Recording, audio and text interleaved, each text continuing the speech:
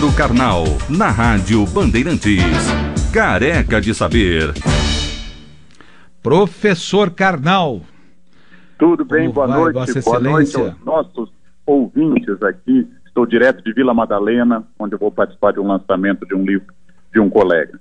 Opa, hoje o senhor está pertinho da gente, então. Estou pertinho. Eu estou sempre perto das pessoas, quando as menos espero eu apareço em visões, em sonhos. Em espírito, né, professor? Eu gostaria de não ser ateu só para ficar presente em espírito, mas eu não tenho esse direito. Eu estava em Brasília de manhã, depois tive uma banca na USP e hoje estou aqui em Vila Madalena.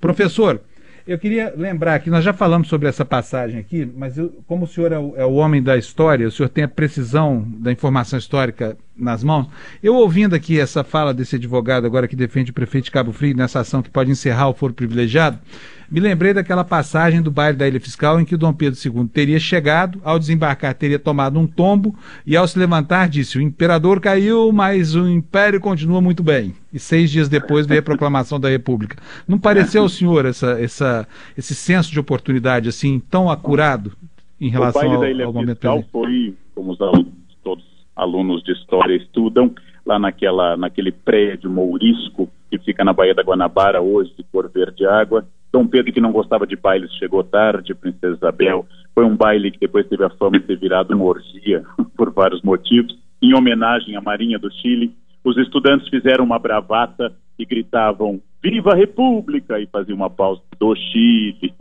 só para irritar o imperador. Mas ele ficou um símbolo depois por causa de um quadro em que Dom Pedro está se despedindo das pessoas e vem vindo o carro da República. A nossa tradição brasileira é que sempre os políticos fecharam em torno do seu corporativismo e não tomam decisões que contrariem seus interesses imediatos. Quem estudou isso de forma brilhante, é um livro que já tem quase 70 anos, do professor Raimundo Faoro, Os Donos do Poder, no qual ele faz uma análise do patronato político brasileiro, desde Portugal até a década de 50.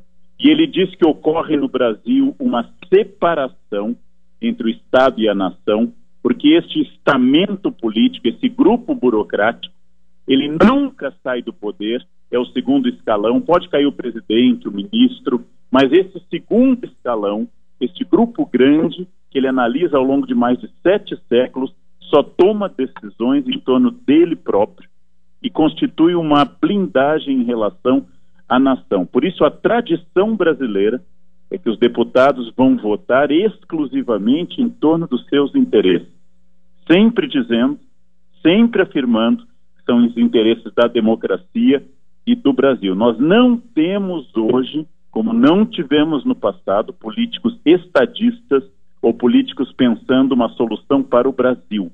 Nós temos políticos pensando uma solução para a sua carreira, imediatamente, porque hoje, cada vez mais, o foro privilegiado é, de fato, uma proteção contra a lei. E é por isso que muita gente se candidata.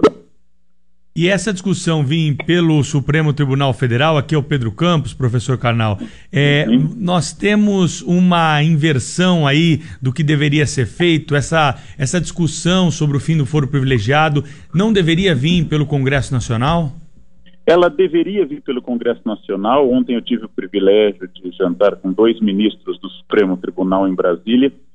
O Supremo tem exercido uma função bastante forte ultimamente de manifestar questões que seriam de privilégio, de foro de prerrogativa do Legislativo. Assim como o Executivo manda um excesso de projetos de lei que não seria a sua função, o Supremo tem exercido uma função de iniciativas ao julgar que são bastante estranhas, mas faz parte da anomalia da distribuição dos nossos poderes.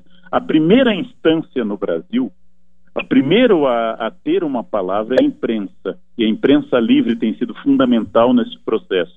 Os segundos e os terceiros são o Legislativo e o Executivo, e pela prerrogativa da Constituição de 88, a palavra final é dada pelo Supremo. Lembrando que Rui Barbosa, ontem eu ouvi isso de um ministro do Supremo de novo, essa citação, que ele contestava. Rui Barbosa disse que o Supremo no Brasil tem um privilégio, é o último a errar. Ele tem o privilégio de ser o último erro e o erro com autoridade. Muito bom. Professor Leandro Carnal volta com a gente na sexta-feira aqui no Bastidores do Poder. Tô meio perdida aqui no tempo. Obrigada, professor. Um beijo até lá. Nada, uma boa noite a todos os nossos ouvintes. Até logo. Tchau, professor. Boa noite.